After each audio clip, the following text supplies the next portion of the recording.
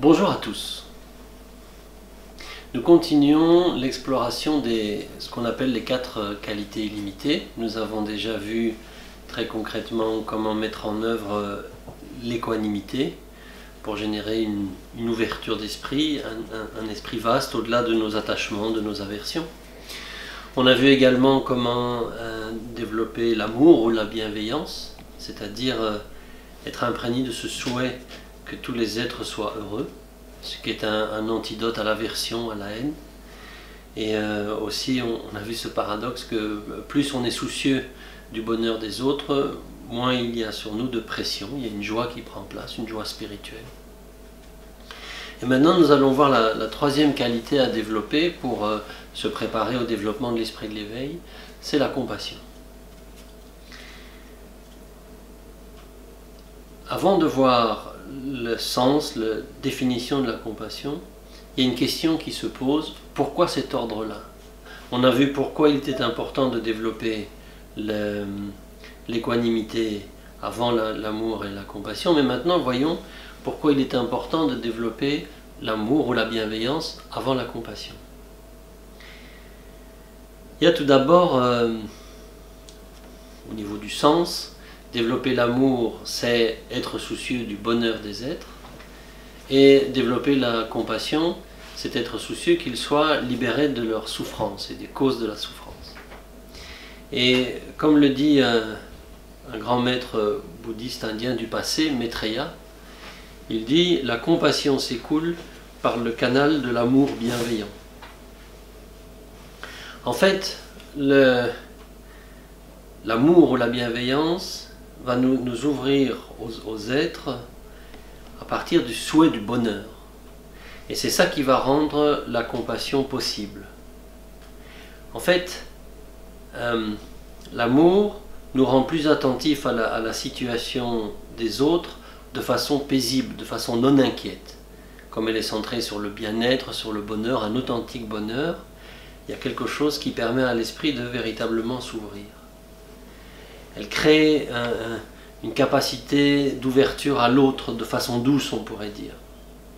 Si on rencontrait directement la souffrance, si on se préoccupait directement de la souffrance des êtres, à ce moment-là, sans cette ouverture préalable de la bienveillance, ce serait difficile de développer la compassion parce que ça pourrait générer une certaine forme d'agressivité, voire même d'aversion.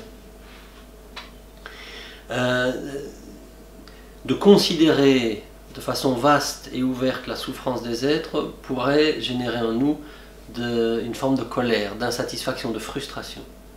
De partir de la bienveillance et de cette dimension du bonheur des êtres, créer une base fertile pour pouvoir, dans un deuxième temps, se préoccuper de leur souffrance, ou en tout cas prendre conscience de leur souffrance.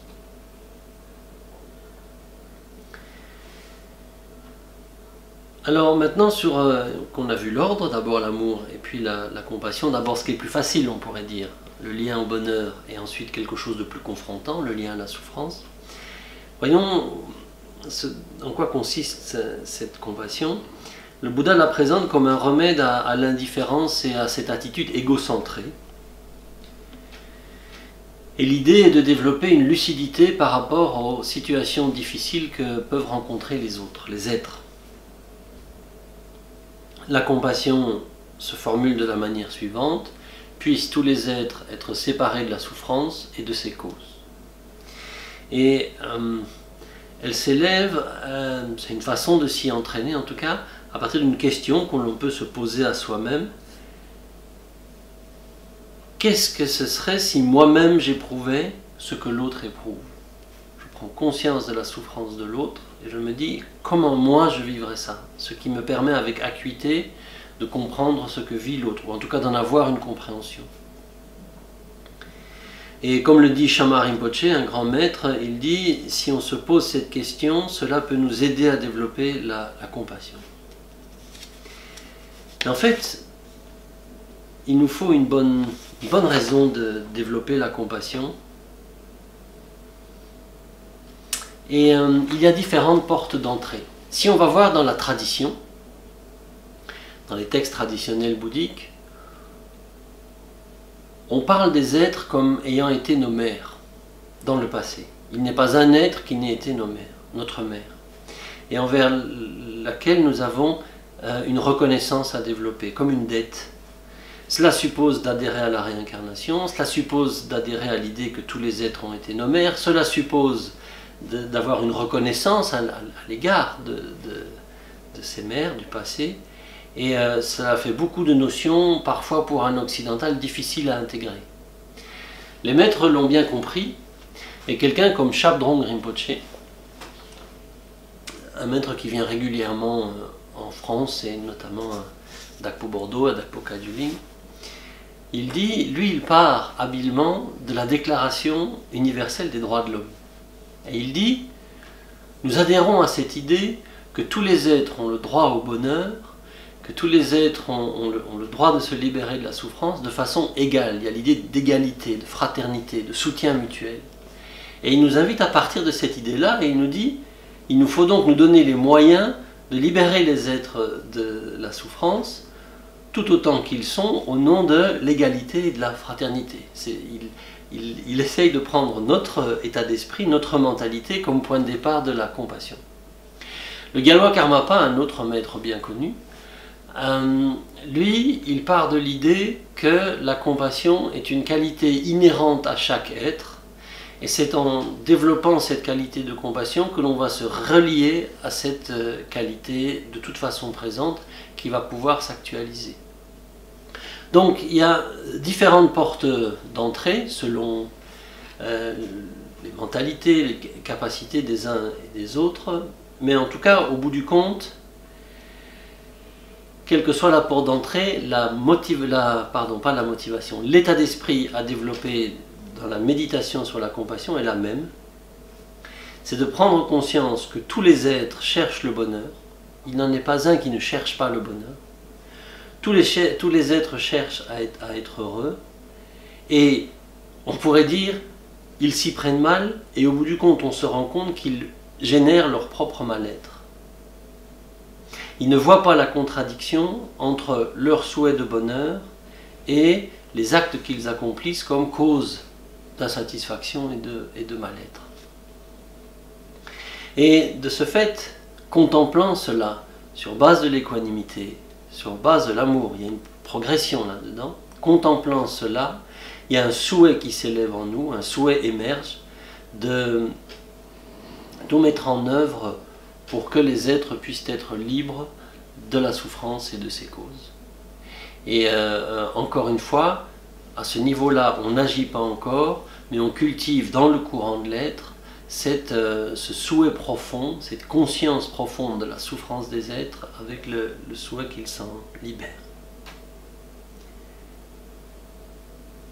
Et au quotidien, la compassion va se traduire de façon très concrète lorsque l'on est face aux autres, en situation de tous les jours, plutôt que de se demander qu'est-ce que l'autre peut faire pour moi, qu'est-ce que je peux moi tirer de la situation, de s'entraîner à développer l'attitude inverse et de juste se poser cette question, que puis-je être, que puis-je faire pour l'autre?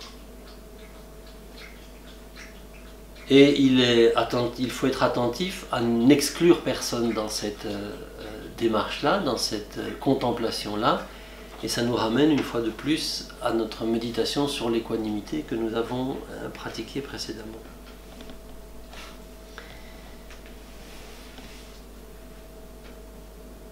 Et cette notion d'équanimité avec la compassion est importante parce qu'on a tendance à, encore une fois, faire des catégories et séparer, et se dire qu'en fait on peut exclure les plus humbles de notre compassion en pensant qu'il serait plus utile et bénéfique d'avoir de la compassion envers les personnes plus importantes, plus haut placées, ou à l'inverse, penser que ce sont les plus humbles qui ont besoin réellement de notre compassion et que ceux qui ont plus de pouvoir, plus de richesse n'ont pas besoin d'une telle compassion.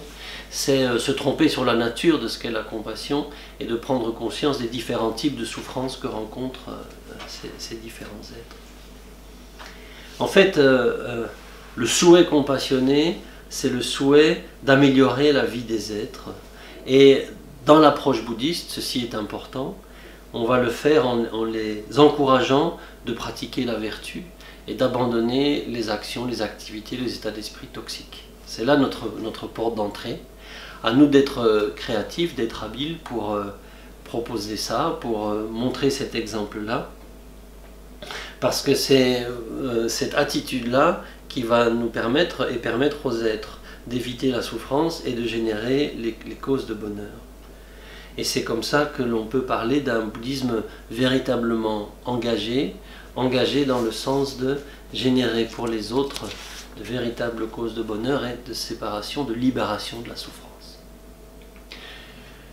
Nous continuons dans nos 4 incommensurables, nous en avons fini avec la compassion et la fois prochaine nous conclurons avec la 4e qualité à développer, qu'est la joie spirituelle. Bonne réflexion.